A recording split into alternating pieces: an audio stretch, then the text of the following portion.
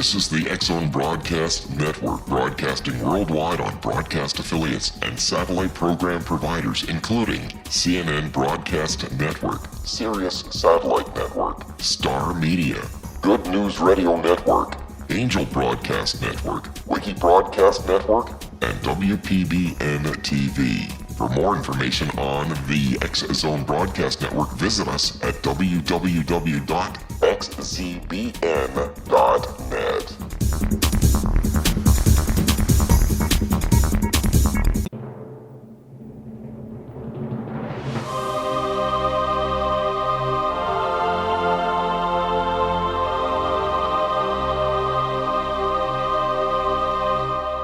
The Science of Magic with Gwilda Wiyaka is largely an opinion talk show. All opinions, comments, or statements of fact expressed by Gwilda Wiyaka's guests are strictly their own and are not to be construed as those of the Science of Magic or endorsed in any manner by Gwilda Wiyaka, Relmar McConnell Media Company, its affiliated networks, stations, or employees.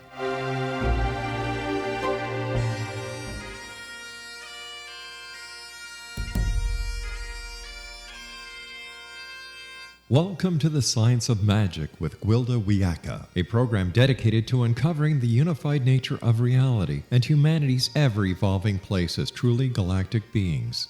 For more information on the Science of Magic with Gwilda Wiyaka, visit us online at www.thescienceofmagic.net.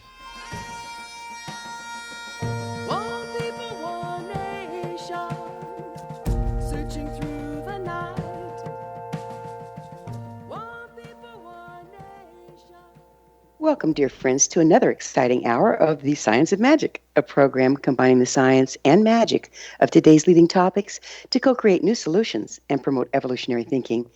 I'm your host, Gwilda Wiyaka. This hour we'll be exploring the evolution of relationships. As a species, we are like misfiring brains whose neurons no longer connect with each other, robbing us of coherent and unified thought. We think of ourselves as separate beings, isolated from each other, and indeed that is what we presently are. Yet, a new ancient design is unfolding, one of collective and coherent intelligence. It consists of many variant members, each individual being a single neuron in the greater whole. Independently, each of us create neurological relationships within our brains that function as subroutines. Subroutines are a stepwise series of actions that, when repeated, perform a unified routine. Subroutines serve as a continuum, greatly shortening the time, attention, and effort required to complete a task.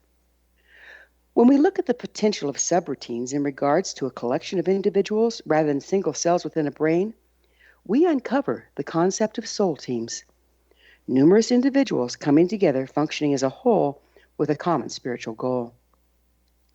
The potential intelligence of the neurological union of a soul team is astounding. However, the connection between the soul team members is not formed with the mind, but with the heart. These potential relationships of the future, based in unity, love, and common purpose, can ignite an evolution of consciousness that transforms the world. How does one participate in this evolution? Where does it originate? What's the price of entry? Will it serve the individual, or will it be like becoming the Borg? With us this hour to discuss the evolution of relationships is Patricia Albere, internationally known contemporary spiritual teacher and author who is at ground zero of an evolutionary stream of spiritual awakening, one in which we can learn to go beyond individual psychology and transformation into a new space of mutual awakening. She's the author of Evolutionary Relationships, Unleashing the Power of Mutual Awakening, and the founder and director of the Evolutionary Collective. Her website, evolutionarycollective.com. Patricia, thanks so much for being with us on the Science of Magic. Thank you. Good morning. Good morning. Yeah, so nice to have you here. Thank you. What exactly is an evolutionary relationship? Well, it was interesting what you were reading. An evolutionary relationship is two different things. One is it's putting in people's minds and in their consciousness the possibility of a new possibility of being related. Normally, I think most people's relationships, we just kind of operate out of whatever's there, whatever's happening, whatever particular chemistry or connection that we have. Mm-hmm. Mm-hmm. And, if we just wake up a little bit more, especially people who I would imagine your audiences are, people that are spiritually pursuing their own individual paths in different ways, that there's a way that you can come together with another person, another human being, and consciously create, moving into what Maslow would talk about is the very highest level of human possibility, which is in the transcenders. And it's being able to share and cultivate, a spiritual dimension of relatedness that, has a lot of different pieces to it. But it also changes your consciousness. The part that I'm the most fascinated with is there's a different way of being related that actually shifts your consciousness entirely. And then the possibility of, like you were saying, what did you call them? The subroutines. We're going to have to take a quick... not a subroutine. We're going to have to take a quick break and pick up with this subject on the other side. But first, let me tell you about an exciting upcoming provision for those interested in spiritual evolution and personal empowerment, shamanic style. Pathom Shamanic Art School, Galactic Shamanism, Art of the Ancients, Key to Tomorrow, and Children of Tomorrow, Galactic Gatekeepers are a revolutionary, affordable series of online classes designed to support you and your family during these times of transition. You can find them at findyourpathhome.com. Patricia and I will return, so don't go away. You're listening to The Science of Magic, aired daily on xzbn.net. Prior episodes can always be accessed free of charge on our website, thescienceofmagic.net.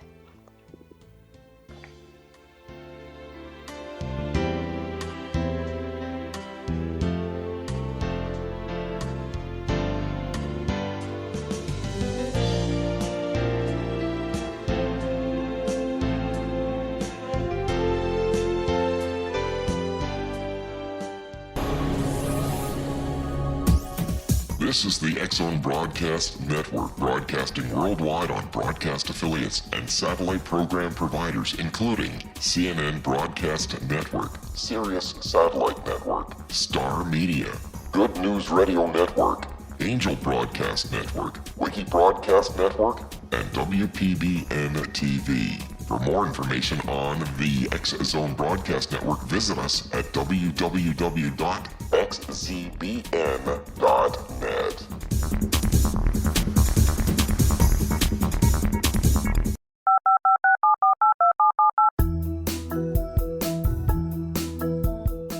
Did you know that when you're on the road with limited data or Wi-Fi, you can still listen to the X-Zone Radio Show with Rob McConnell, The Science of Magic with Gwilda Wiyaka, X-1, Dimension X, Space Patrol, and every minute of the X-Zone Broadcast Network by calling 213-401-0080, courtesy of Audio Now.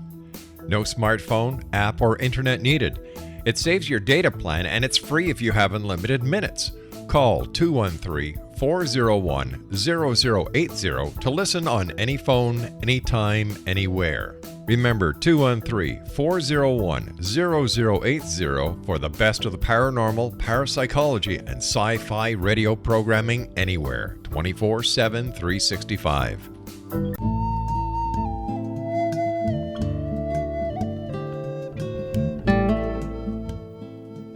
Welcome back. This is The Science of Magic, dedicated to unification and evolution of consciousness.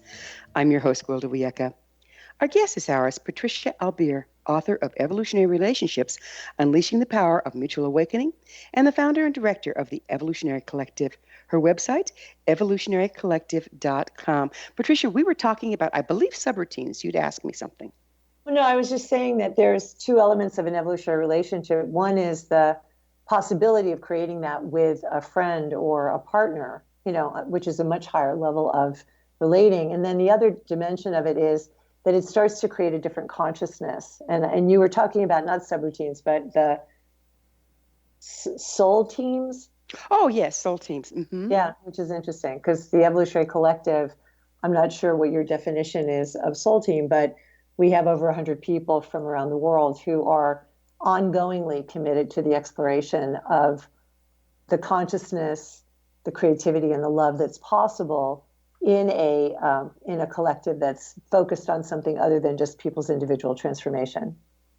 So you said something about how it's different when you are working together as a team in relationship. Would you go into that a little bit, please? In an individual relationship or in the collective relationship? Well, let's just start individual and then work out from there. Okay. So if we go to Maslow, level of relationship can be on the lowest level, not low as in, a problem, but logistics, physical survival, going to Safeway, buying food, furnishing the house, if you're doing a normal, let's say marriage kind of relationship. Oh, you mean relating around those kind of issues? Yeah. And Right, some gotcha. people, unfortunately, if they think about it, sometimes your relationship gets reduced to that. It's not that hard. The next level up is creating safety, is making sure that there's a safety physically and emotionally between you, which also gets lost, not easily. That can actually get lost too in the relationship. So building safety. Then the next level is a sense of belonging and building, greater trust and greater levels of connectivity. If you keep going up, and you can do sexuality on every level too, from a base level to the divine, you move up into, normal relationships. The highest level is actualization. So you have two people that are pretty developed. They're full in their lives. They want to contribute to one another and to the world. And the relationship is about that kind of sharing, with each other, being successful and also giving to the world in some way. So it's like a spiritual partnership. Well, no, that can be a very high level normal. You can have two people that are not spiritual that are very full and have a very full relationship in that way. What an evolutionary relationship is another level beyond that, which has to do with a level that Maslow was not as well known for, but he had put down as transcenders. And the transcenders are those human beings who then become fascinated with the spiritual dimension of life, with the experiences and the openings and the kind of mystical dimensions that are in the, if reality exists, 4% is what we can see. There's 96% we can't. They get fascinated with the 96%, not at the cost of the 4%, of emotions and feelings and your house and the various other things that people pay attention to. But there's an unending world of spiritual experiences that can be shared, particularly because you're in a relationship with another person in the right way. Okay, so don't you have to pretty much attend to all the lower levels before you can have the strength or balance in a relationship to then transcend it? Yes, and my guess is, we have millions of people on the planet that are attending to those other things, and there are people teaching people how to move from, a better sense of self-esteem, loving yourself, etc. But there are millions of people that are kind of ready, but they don't really know how to go beyond, like they don't see a possibility of a level of relatedness that evolution is actually trying to call forth from many of us. Yeah. How can you tell that's the case? I think that some of the signals is people get bored. There's a kind of, I don't want to take another workshop. I don't want to read another, the 5 tips to how to become more something or other. I mean, for some people, that's very exciting. And then it starts towards, having done a fair amount of work. Doesn't mean that any of us are done, but it stops being, I don't know, there's something missing in it.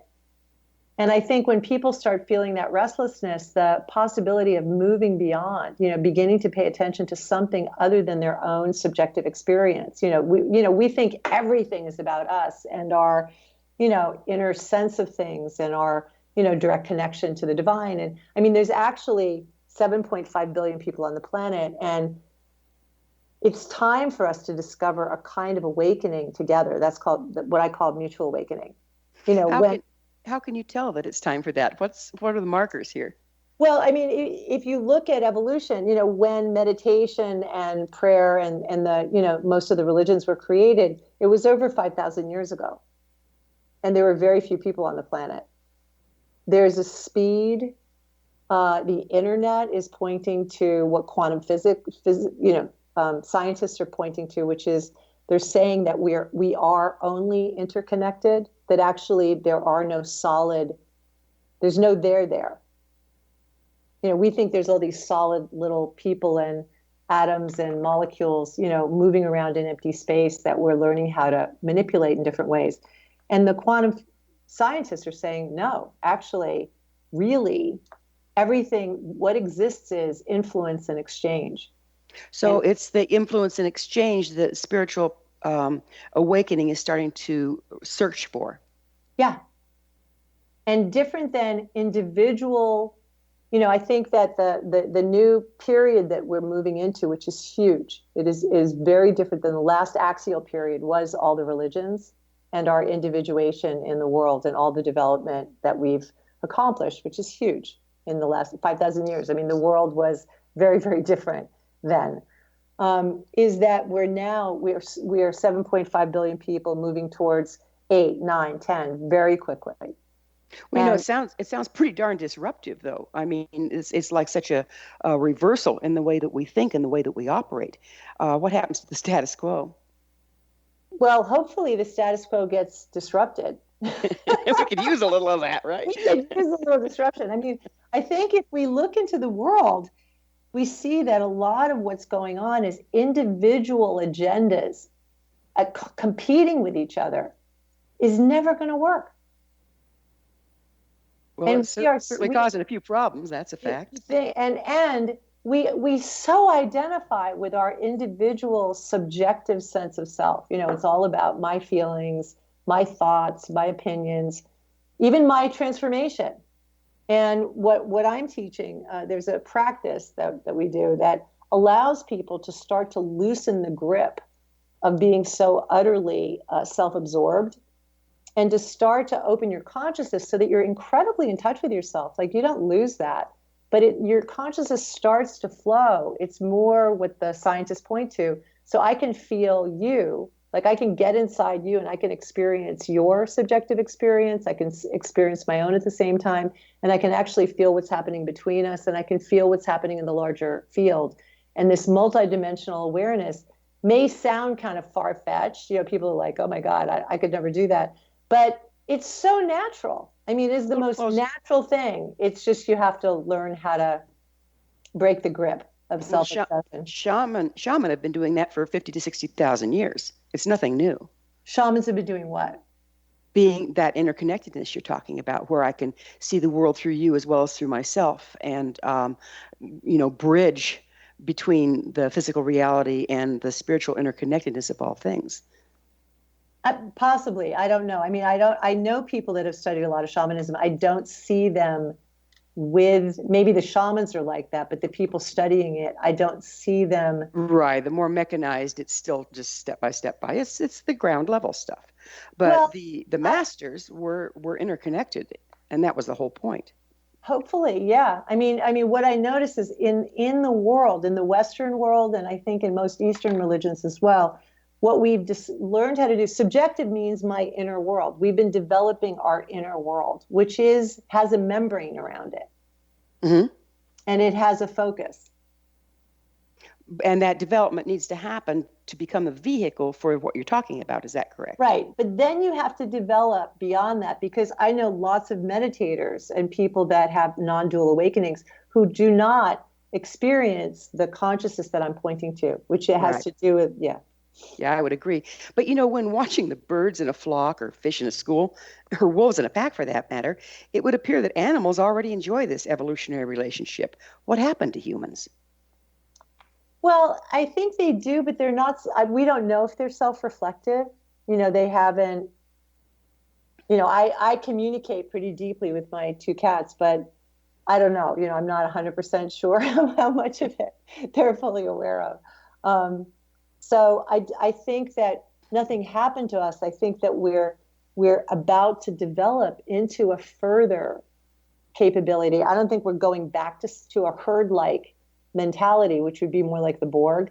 I think we're moving towards a multidimensional interconnectedness where my incredible uniqueness and individuation is more accentuated by the fact that I'm in that deep connectivity with you and with, let's say, the other people in the room. So, like a jigsaw puzzle, if I'm not exactly like I am in my uniqueness, I have no place in the whole. So, Yeah. to lose your uniqueness, you lose your place in the whole as well. Yeah, that's good. I like that. It's a good metaphor. So, what happens to our individuality when we dissolve into evolutionary relationship? Do they coexist? What goes on? Yeah, it becomes more heightened. It's a little bit like when you really fall in love, with like a soulmate, something where there's a real awakening. You're not just in some kind of projection with the other person. Mm-hmm. I think in my experience, the work that I have created came out of a mutual, profound spiritual awakening for 4 years with a man that named Peter, who then died. And my experience of being seen by him from the deepest place of, it was calling forth the divinity in me that I had never witnessed myself, and vice versa. So I felt my uniqueness and my beauty and my power, and the places that you kind of hope that you are was so seen. And then because of his witnessing and the evolutionary relationship that we were having, it was able to get roots and to grow and to develop without me having to be all about working on me. So it's a more of a reflective thing between the two of you? It's reflective. I call it spondic love. Spondic love is, most spiritual work has to do with the I am, Mm-hmm. getting to the place of I am. Spondic is I am. And then this energy that comes through our whole being, may you be. It's like when do you have children? I do. You do. Okay. So And I we're think going to have to pick up with Go ahead. Spondic on the other side of a quick break here, but I really want to go into it. It's fascinating. It's time for another short pause. Patricia and I will return to our discussion on the other side of this break, so don't go away. We're coming to you through the X-Zone Broadcast Network, where new and exciting things are always afoot. You don't want to miss the other fine shows and hosts on xzbn.net. You're listening to The Science of Magic, your resource for creative solutions in a changing world, thescienceofmagic.net.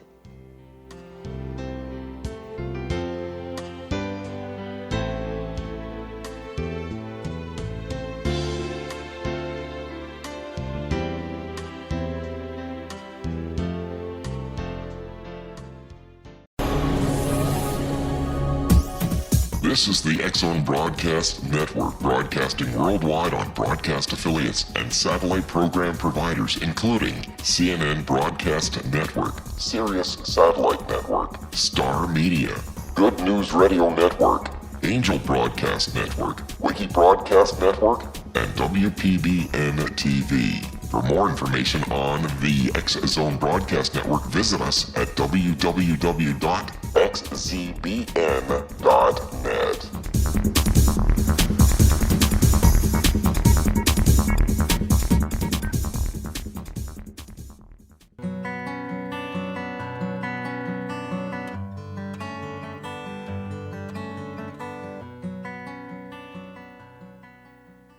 Welcome back. This is The Science of Magic, a place where magic and science come together to promote enlightenment. I'm your host, Gwilda Wiyaka. Our special guest this hour is Patricia Albere, author of Evolutionary Relationships, Unleashing the Power of Mutual Awakening, and the founder and director of the Evolutionary Collective. Her website, evolutionarycollective.com. Patricia, we were just getting into something really interesting. What was you called it? The spondic love. Yeah. So spondic is the consciousness of I am. And let's say you and I are sitting across from each other. And my experience is, I was asking if you had children because I think it's the easiest place to find that sense of, it's like you want to give everything. You want them to have life and have it abundantly. Like there's something that wants to jump through you to them. And it's so full and it's so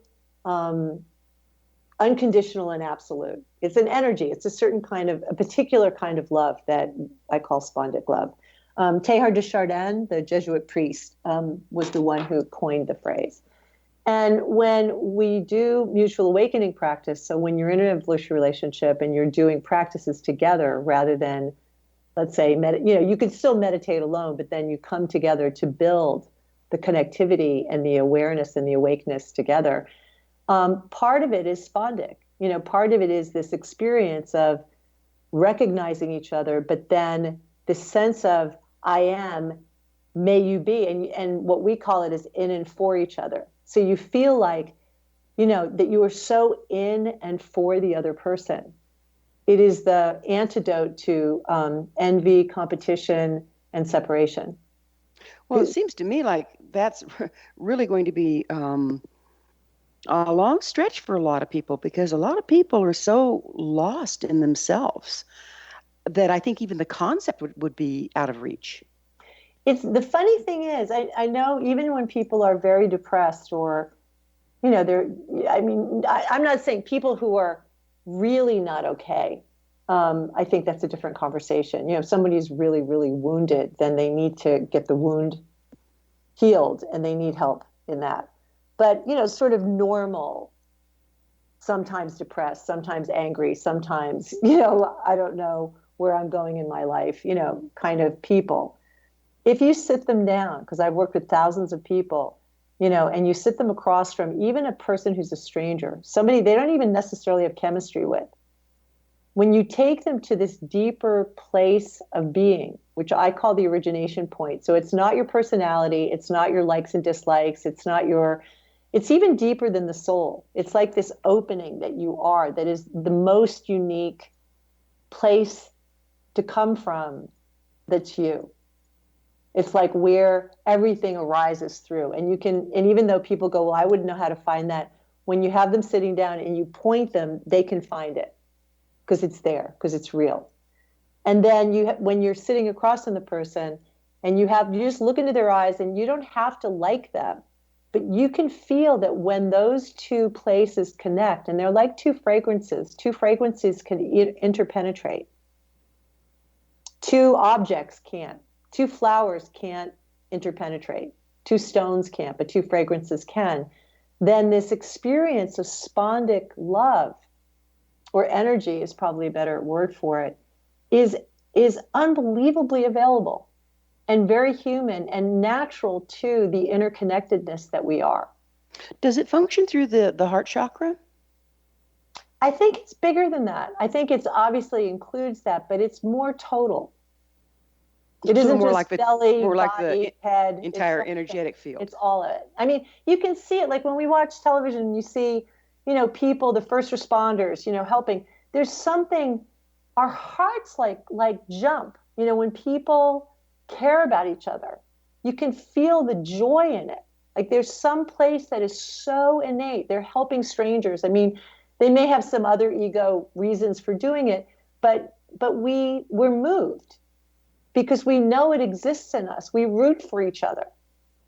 And when that is activated and ignited, we have a different possibility in the world, and it's there. So how can this mutual awakening to become a part of a larger movement of consciousness? You mentioned that it can. Yes. Well, there's a practice. I mean, there's a practice that I created out of being in this particular love awakening for 4 years with a very beautiful man. And it takes a half an hour.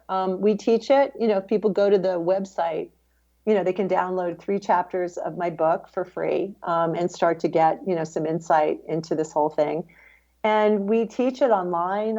We teach it in person. I have 16 teachers at this point that are teaching in various cities around the world. And it's like learning meditation or yoga. It's a very simple practice called mutual awakening. And people can then begin to do that as a spiritual practice, with people they don't know, and then very beautifully with, the people that they do know that are open and willing to, have a deeper relationship. I mean, I can tell you how the practice works, but I'm not sure when the next break is. Yeah, you never know when those things sneak up on you, right? Those breaks are going to come. So how did you discover mutual awakening? Was that with Peter? Yeah. I mean, he was a deep, deep mystic meditator, beautiful man. And I had worked for landmark for Werner Erhard for 12 years and from the very beginning, and had, had worked with tens of thousands of people. And so when we collided in love, the yes to each other and the opening and the desire to be really connected was very full. And so I think the universe then took us on and started to really purify and open and take us places that I'd need a lot longer to tell you about. But I don't do this very often, but I'd like to read a quote from your book. Oh, okay. From the moment Peter and I met, something was set into motion that we couldn't control. It was as though the pattern of our oneness already existed, engraved in the fabric of the cosmos, just waiting for us to stop resisting its gravitational pull. That was lovely. And with that said, do certain people choose to incarnate at this time to engage in evolutionary relationships? Yeah, what I find is when I'm out, communicating like this, speaking and doing public events, for some people, I don't make any sense at all. Like some people just go, I have no idea what she's talking about. And other people, something turns on. And I think that many people are coded for this next level of evolution. Mm-hmm. They don't even know why. It's almost like a smell. Like they're not even exactly sure, but they're longing for something more. And that's what mutual awakening, that's what this collective awakening and discovering how we can awaken together and what are the potentials and possibilities that the universe is drawing forth. Well, are there symptoms? I mean, you're just walking around, searching around just in your day-to-day life. And are there symptoms that would indicate you have an opportunity to engage in this kind of a relationship with someone else? Well, I think knowing how to do it is not necessarily just going to come to you. Just like meditate, Buddha figured out meditation by himself, but most people are taught, they're taken into the space or yoga. Like this, the symptoms of knowing that you should investigate and find out more and find out how to do it is if you feel kind of lonely, like even though you have like friends and, spiritually you're pretty fulfilled, there's some level of exchange that's not really deeply satisfying. You're longing for more depth. You're longing for going into new places, with others, instead of sort of trafficking in the same places, even if it's spiritual. Even if somebody's sharing their deep experience and story, like I've done that for 40, I've listened to people and I love that, but there's something separate.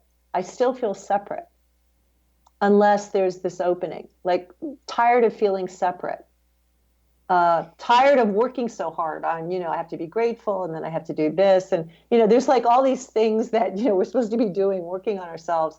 There's a kind of exhaustion in that's longing for some other way. It sounds like if you're already in a relationship, like a marriage, mm-hmm. that it could be pretty disruptive if the two of you aren't moving in that direction at the same time. Well, it could, but the thing that was interesting, I was with the group of the people in the Evolutionary Collective, and a number of the people shared who are in marriages and then people that are, wanting to be in relationship. They were saying they're so fulfilled, like the level of relatedness that we're sharing is so nurturing and has so much depth and so much a sense of exchange that it puts less pressure on your marriage, or like you're able to then share that instead of like that's the only place that it's possible maybe to have that sort of deep intimacy and a kind of really like rich exchange.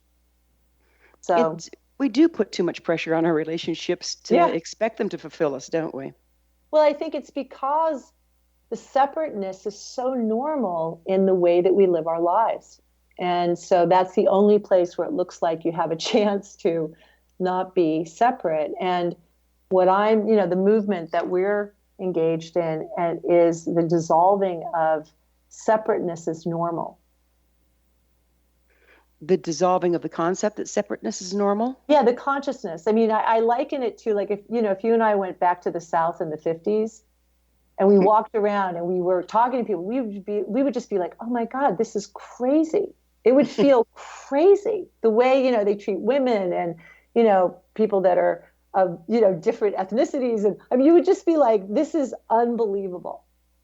And I feel like if we go 30 years from now into the space and consciousness that I absolutely see is where we're headed, we would look now and go, how did people ever get anything done? They were so separate. They actually thought they didn't know what each other felt, and they couldn't feel each other. I mean, we would just think it was insane that human beings ever thought that we could cooperate or get anything to work. Well, we're certainly in that spot right now, though, aren't we? You think? Yeah. I think so. Well, I sure hope you're right, because it's kind of a modern mess out there at the moment. Well, I was fortunate. At 18 years old, I was in 1971. I was with Werner Erhard when he started EST, and then it turned into Landmark, and all the coaching schools and transformation as a buzzword came from the work we did. And it was way at the beginning. I mean, nobody was doing anything, pretty much. A little bit of meditation or going to India and a little bit of psychology, and nobody talked about it. So I know, and I went to Woodstock when I was 15, so I know what the beginning feels like. I know it. I know when it's the beginning and when nobody else understands, and then I see where it goes. And this is that. I started this 10 years ago, and nobody was talking about, we space or from me to we. Maybe, obviously, there were enlightened shamans, but, it's now beginning to move in that direction, and there will be more and more people that you'll be talking to that will be innovating in that area. More and more people will be attracted to it, I feel. Well, we'll have to pick up with the we space on the other side of yet another commercial break. Patricia and I will be back shortly, so don't leave us now. This is The Science of Magic, your resource to altruistic professionals of science and the esoteric, working to create common ground for the betterment of our world. Join our email family to receive our amazing topic-driven episode collections at thescienceofmagic.net.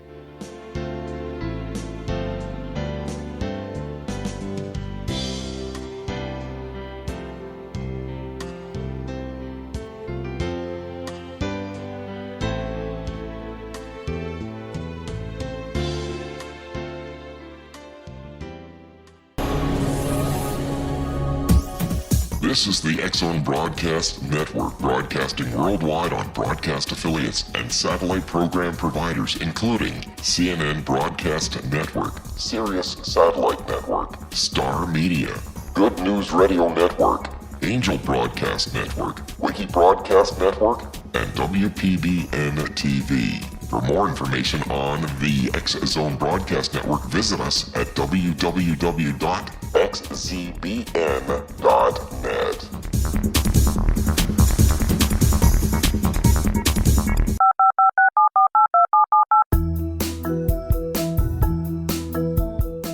Did you know that when you're on the road with limited data or Wi-Fi, you can still listen to the X-Zone Radio Show with Rob McConnell, The Science of Magic with Gwilda Wiyaka, X-1, Dimension X, Space Patrol, and every minute of the X-Zone Broadcast Network by calling 213-401-0080, courtesy of Audio Now. No smartphone, app, or internet needed. It saves your data plan, and it's free if you have unlimited minutes. Call 213-401-0080 to listen on any phone, anytime, anywhere. Remember 213-401-0080 for the best of the paranormal, parapsychology, and sci-fi radio programming anywhere, 24/7, 365.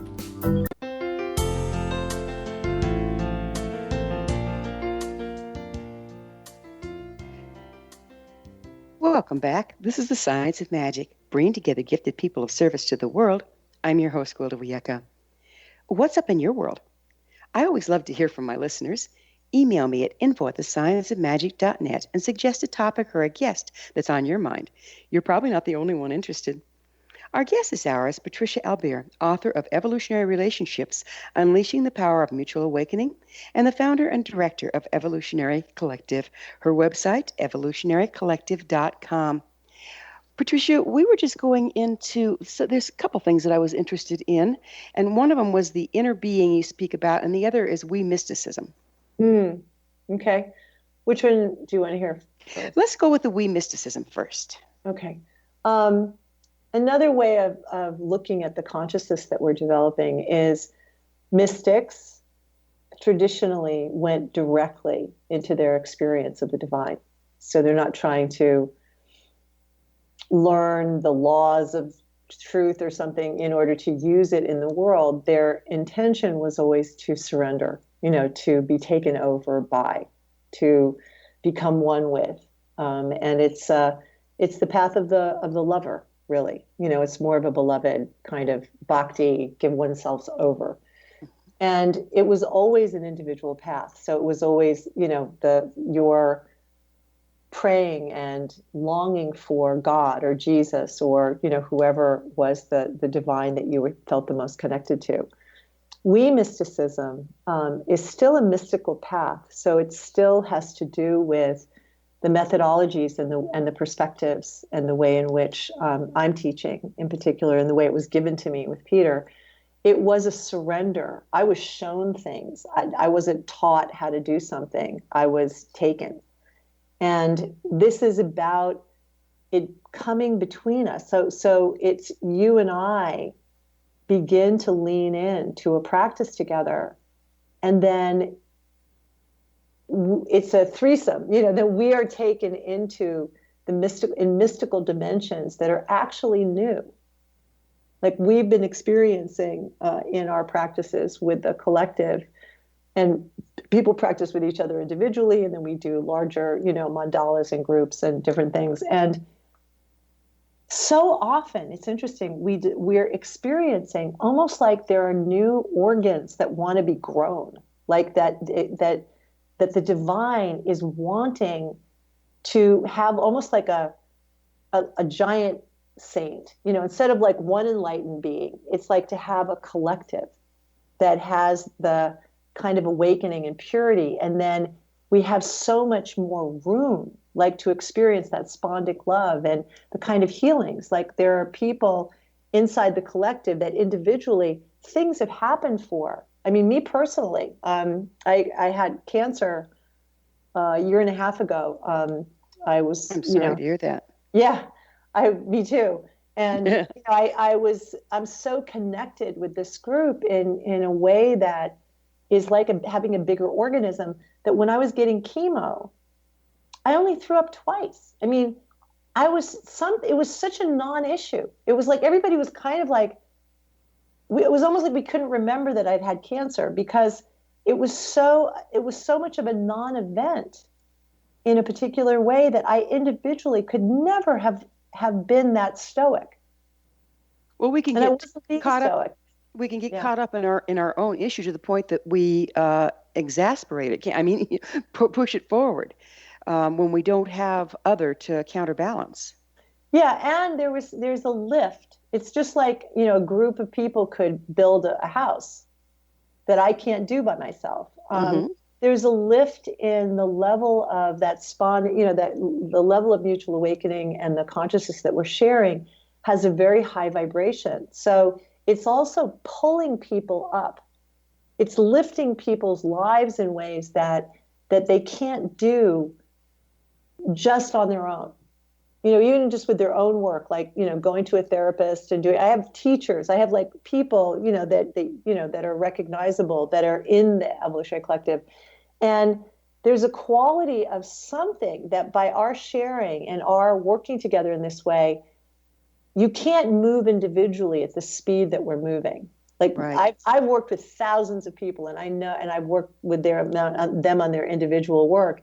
And there's something that's catapulted in this that's exciting, because it also feels like a new possibility for human beings. Because I think our individual work gets to be too linear. It takes too much time.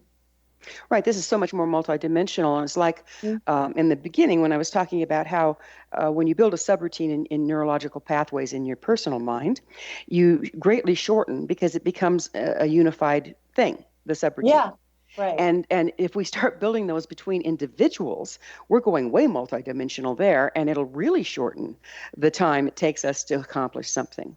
Yeah, no, it's quite extraordinary because even all the I know a lot of the different people who have developed human development, different kinds of stages and levels and higher levels, and all the studies that they've done are only on individuals. Like nobody's studied something like what we're doing is so kind of out there because people's individual movement doesn't make sense according to what it should, the how much time it should take to move through various levels of human development.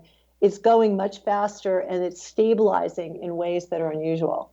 Well, so many prophecies, ancient prophecies, say that during these times, time would speed up. I mean, that's Yeah. cited various places. What do you Yeah. think? Is it an astrological event? Why are we in a position now to engage in this? I do feel like it's because we've gotten to the point of having so many people on the planet, and that we've done fairly well. We're not great, but we've done fairly well in our individual development. So, like we've hit a point of cultural base to move to the next step.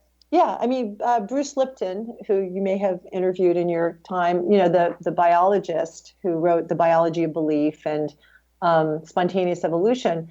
I think he's correct, and Teilhard also points to the same thing. We think, our bodies are made of billions of cells. And then there's us, then there's we as individuals. Why wouldn't the evolution continue to begin to work with our consciousness so that we then as individuals and billions of individuals start to be able to actually access that unification?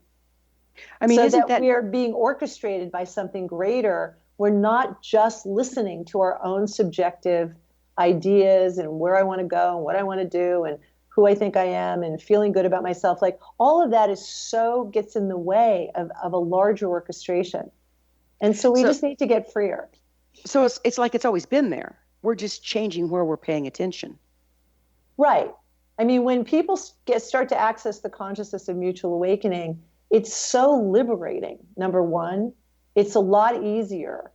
And there's a quality in the consciousness rather than witnessing, which you're taught more in meditation.